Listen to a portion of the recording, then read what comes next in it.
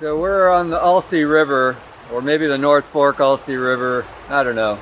This is Clemens Park. It's in Benton County, and we're just looking at the nice little babbling brook here. But I want to direct your attention over this way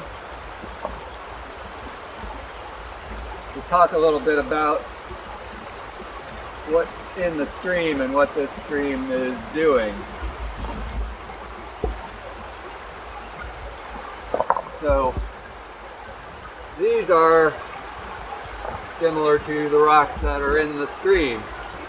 And one of the interesting things I think to think about is, well, let's just sort of consider anybody who might, do we think that the stream today is moving anything like this size of rock? I think that's pretty unlikely.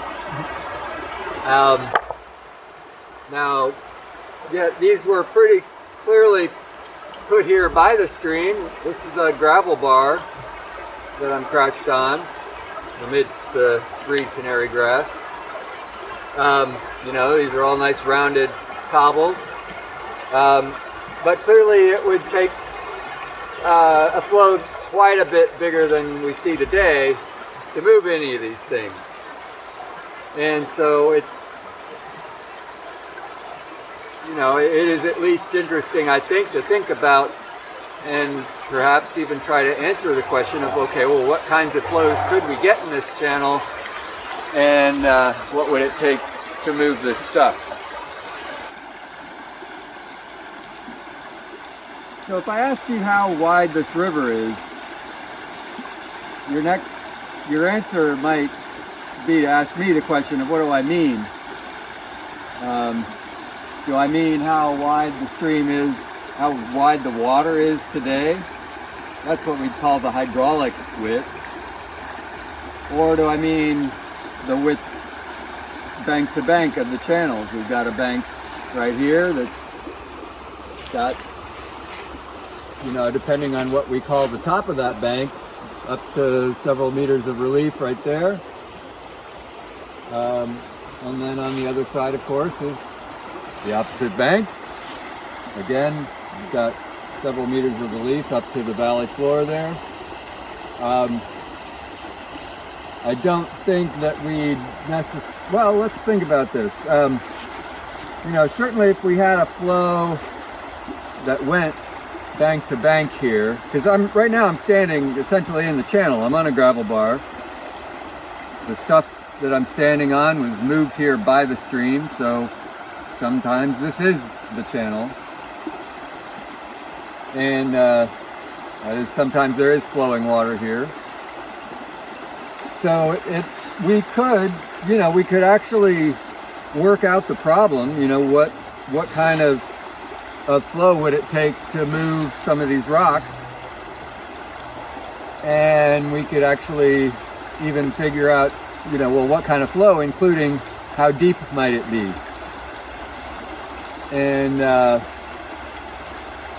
well, it'd be kind of interesting to know, does the flow that moves these rocks, well, how high on these banks does it go? Now, let me speak a little bit about these banks. Why am I being kind of obtuse about, are these actual channel banks with the sort of flow that fills up the channel? Would I really need it to get all the way to the top of those? Because if we look at the opposite bank, well, that surface up there goes all the way to the highway and across the highway to the other valley wall. It's quite wide here.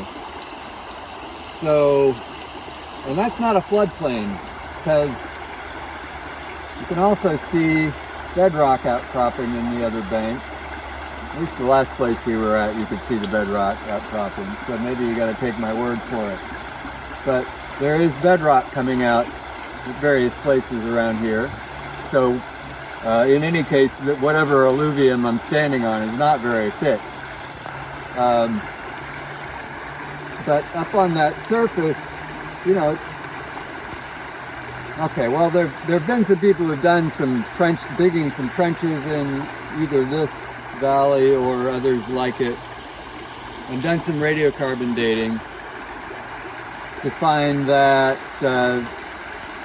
well, what we're looking at across the river here is a terrace. The river may have once been at that elevation, but it's cut down into bedrock. You know, we see bedrock outcropping in that bank. We see bedrock outcropping in this bank. And so that up there is not a floodplain. That's what we would call a terrace. And it's a specific kind of terrace where we have, I was joking with Logan, who's from Nebraska. I was like, this ain't one of them Nebraska valleys that's filled up with dirt. This is a bedrock floored valley. That is, there is what we call a strath surface underneath that sediment.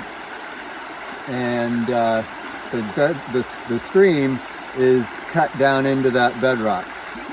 And so that strath surface is now forming the basis of a strath terrace.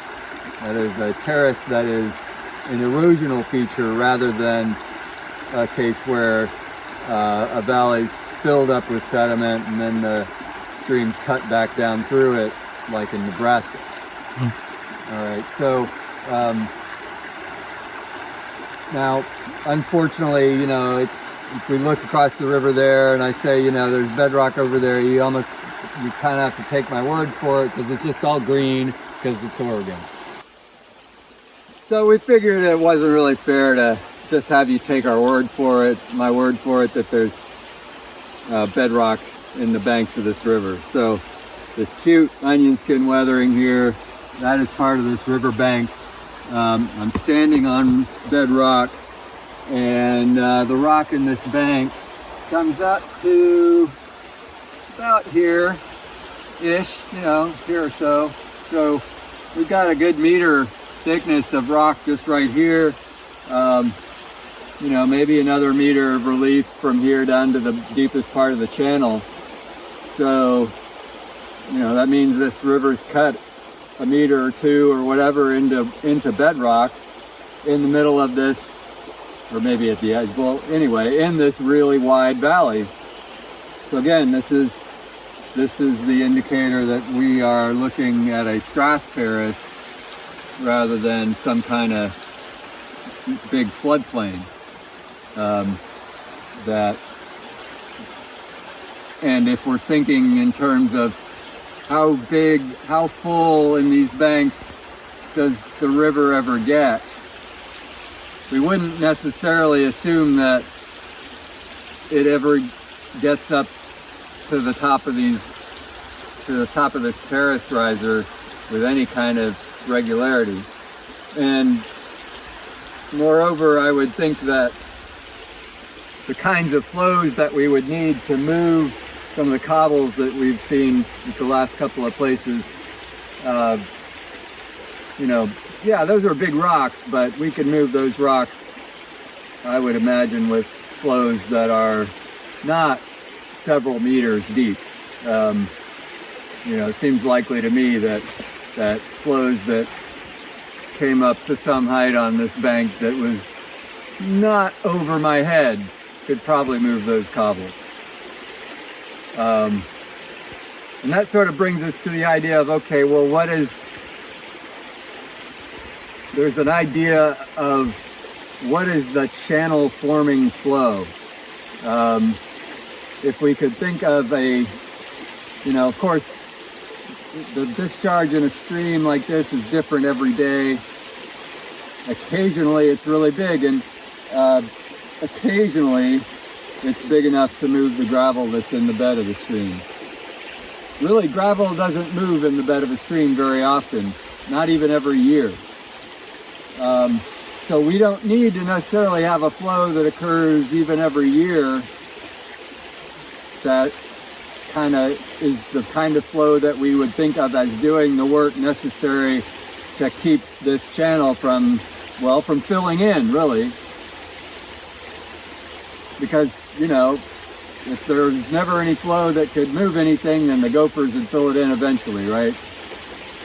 So at some point we got to get a flow that not only moves stuff, but actually carves the rock.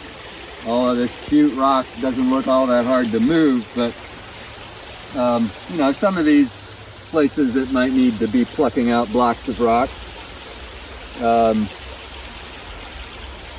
But we can speak of and try to conceptualize this geomorphically effective flow, like the sort of in this across the spectrum of different sizes of flow events. Is there one that we can sort of point at and go, yeah, it's flows kind of like that do the most geomorphic work? And there are actually calculations that we can do to arrive at that, but one way to think about it that's on the simpler side is, especially for a gravel bed stream like this one, where it's not bedrock, but well, the flows that can move that gravel, even move it relatively easily and transport it, well, yeah, those could maintain this channel. Those could keep it from filling in and even erode some of this cute onion skin over here. So, you know, that becomes a bit easier kind of calculation to think about doing, where all we need to think about is what does it take to move some of those cobbles, rather than questions that can get a little more abstract and difficult to answer.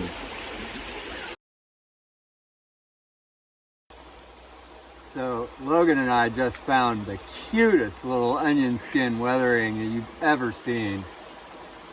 Check this out. That's just beautiful. Look at these little rindlets. They're so cute. Just want to eat them up. Like an onion. I mean, that thing's like only a few millimeters thick. What's the story here? I don't know. Wasn't really expecting this, but that is cute. Cute, cute, cute. Look at that. Wow. Wow. Adorable. Oh my God. It's like the Russian dolls. Look at that. That is perfect. Oh, look at that. Oh. Wow. Neat. I mean, you can really see the joining is making these, you know, essentially determining how big each of these little blocks is, and just making them so damn cute. Wow. All right.